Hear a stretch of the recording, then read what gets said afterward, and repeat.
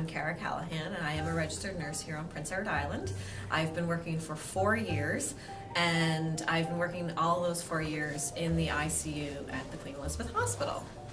So the critical care nursing program is offered through RNPDC, if I got that right, which is based out of Halifax. They're affiliated with UPEI, so the critical care nursing program is a part-time nursing program which is offered here to registered nurses on Prince Edward Island in the critical care setting, but also for those interested in joining or entering the critical care setting. It's, like I said, it is a part-time program which allows nurses to continue their bedside nursing and their practice while studying. First of all, the simplest answer to this as to and why I took it and how it has changed my practice is it really increased my confidence in my nursing and in my knowledge base in the critical care setting. The nursing programs across the country are very broad-based. The nursing profession itself is so complex that the programs have to be broad-based so that you get little tidbits of this, that, and the other thing, all part of nursing. Any exposure to a critical care area comes through clinical placements. I was very fortunate enough to have a professor, and she was also a clinical instructor, encourage me to go into ICU nursing. And I scoffed at the time. I was like, no, I can't do that. And she really encouraged me to do a placement in the ICU. So I did do my 4th year nursing placement in the ICU and just fell in love head over heels. So then as an entry-level RN, because that's what I was, I graduated, I did my placement, I was lucky enough to get hired right after graduation into the ICU. And so there I was as an entry-level RN. And I'm just coming with, yes, the knowledge that I learned during my 8-week placement, but really the broad knowledge coming from my nursing program. So the orientation process is, there's lots of articles to read, policies, procedures, etc. as part of your orientation. So you get that, you get those little tidbits of knowledge. And then your first year of practice in the ICU, you're doing learning modules. You're doing respiratory module, you're doing a cardiac module, and you're doing a hemodynamic module. Again, to build your competencies in this area of practice. So now that I have the critical care nursing program, it dives deeper into all of this theory and really pulls the pieces together several times during not only lectures, but while studying at home or doing modules. I'd have those like famous light bulb moments, and they would come off and it'd be like, now it makes sense. I feel that it has improved my practice in the fact that it's all the theory that has been gained is applied daily, and not just to my patients and to while I'm caring with my patients, but while I'm discussing care plans with physicians, while preceptoring new employees, mentoring students, working alongside co-workers and dealing with their patients. It just really has solidified and gives me that, again, I go back to that confidence. It gives me that confidence to be able to do this.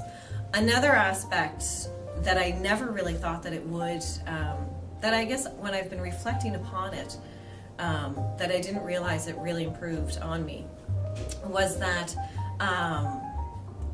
caring for family members.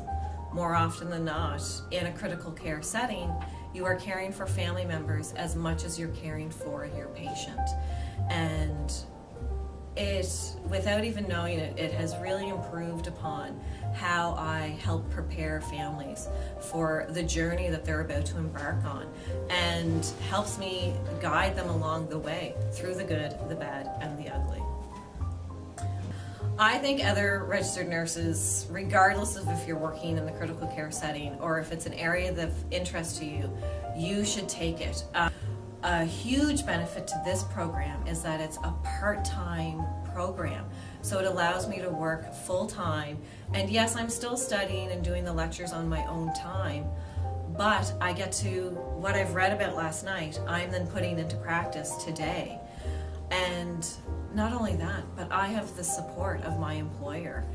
They support you 100% through it. If you are scheduled to work on a day of a lecture, you are in partnership with your employer and they switch your shift for you so that you can attend that lecture. Why do we have their support? It directly benefits them. It improves patient outcomes, directly improves patient outcomes. Not only that, but they then know that they have frontline nurses that have that higher level of expertise. The critical care nursing program prepares you to write your CNA certification, which I'm preparing to do in the fall. So again, it adds that extra level of high level of expertise to their frontline nursing staff. I'm there from them from the moment they come through the doors, you know, and even before then when I'm meeting them in the emergency department and taking them with me to our ICU, talking with not only the patient but with the family members, and then explaining to the family members what's going on, what they can anticipate to happen along this, I keep saying journey, but along this journey, because it really is a journey and an experience.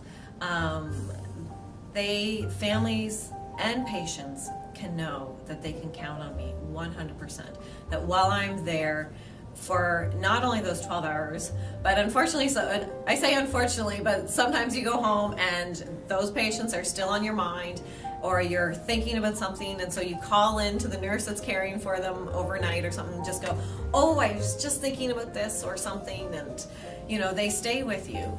Please come back and see us and say hi and let us know how you're doing. So we are always, whether or not patients and families know it, we are always 100% by their side. We are rooting for them. We have their back, and they can count on that. They can truly count on the fact that, you know, I definitely will have their back while they are under my care. In closing, I would like the public to know that I, as a registered nurse in the ICU, provide safe, compassionate, competent, and ethical care. I know where to find the most current and evidence-based information to guide my nursing practice, and I use good communication skills to promote a therapeutic and professional relationship with my patients and their families.